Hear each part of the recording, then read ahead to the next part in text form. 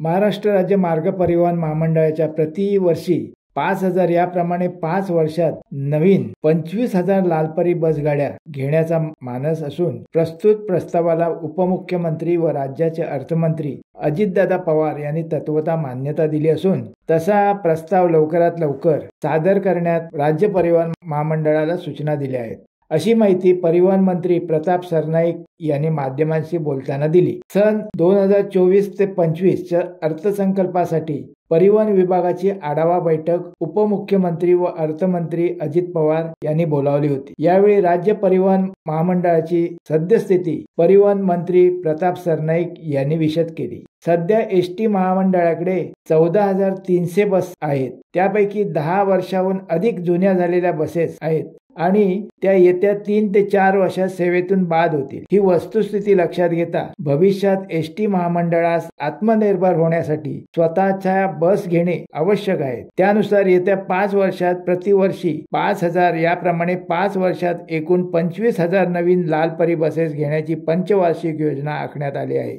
असे परिवहन मंत्री प्रताप सरनाईक यांनी सांगितले।